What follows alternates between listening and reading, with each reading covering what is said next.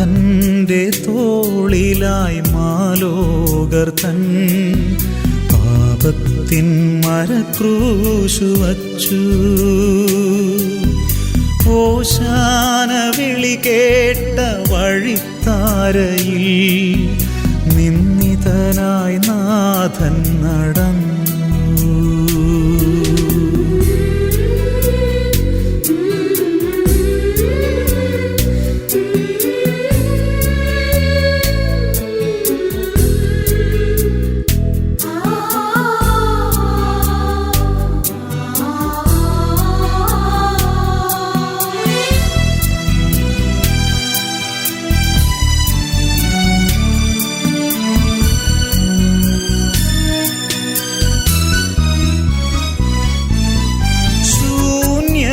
നിന്റെ കുരിശും വഹിച്ച് എൻ വഴിയെ എന്നും വരേണം.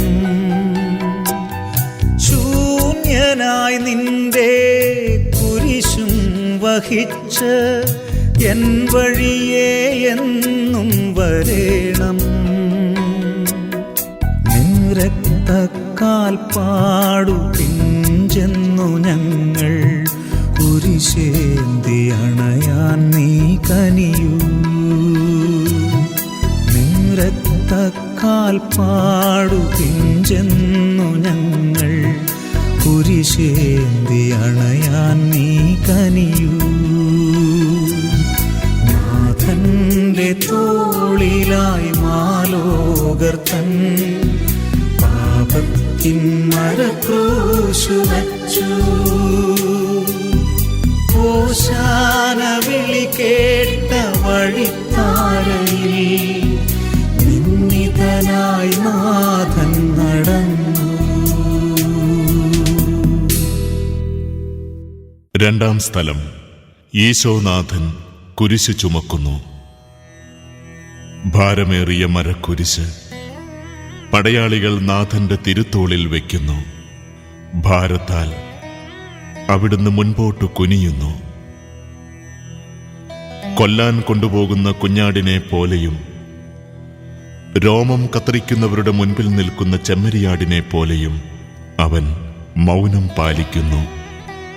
വിറയ്ക്കുന്ന കൈകളെ ബലപ്പെടുത്തി കുരിശും താങ്ങിക്കൊണ്ട് അവിടുന്ന് മനുഷ്യപാപത്തിന്റെ പരിഹാരയാത്ര ആരംഭിക്കുന്നു. വേച്ചു വേച്ച് ചുവടുവയ്ക്കുന്ന നാഥന്റെ ചുറ്റും നോക്കുക. സ്വന്തമെന്നു പറയാൻ ആരുമില്ല. യൂദാസ് അവിടുത്തെ ചുംബനം കൊണ്ട് ഒറ്റിക്കൊടുത്തു. പത്രോസ് 3 പ്രാവശ്യം തള്ളിപ്പറഞ്ഞു.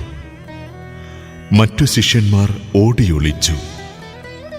ഓശാന ഗീതികൾ പാടി എതിരേറ്റ നഗരവാസികൾ ഇന്ന് നിശബ്ദരായിരിക്കുന്നു.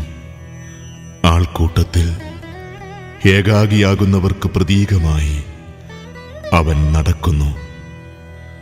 എന്റെ കർത്താവേ, അങ്ങ് വഹിച്ച ഭാരമേറിയ കുരിശു നിർമ്മിച്ചവർ ഞങ്ങൾ ഓരോരുത്തരുമാണ്.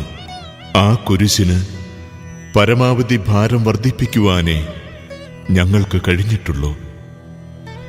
ആ കുരിശിന്റെ നെടുകയും കുറുകിയുമുള്ള തടികൾ സ്രഷ്ടാവിനെതിരായും സഹചർക്കെതിരായും ഞങ്ങൾ ചെയ്യുന്ന പാപങ്ങളുടെ പ്രതീകമാണെന്ന് ഞങ്ങൾ അറിയുന്നു.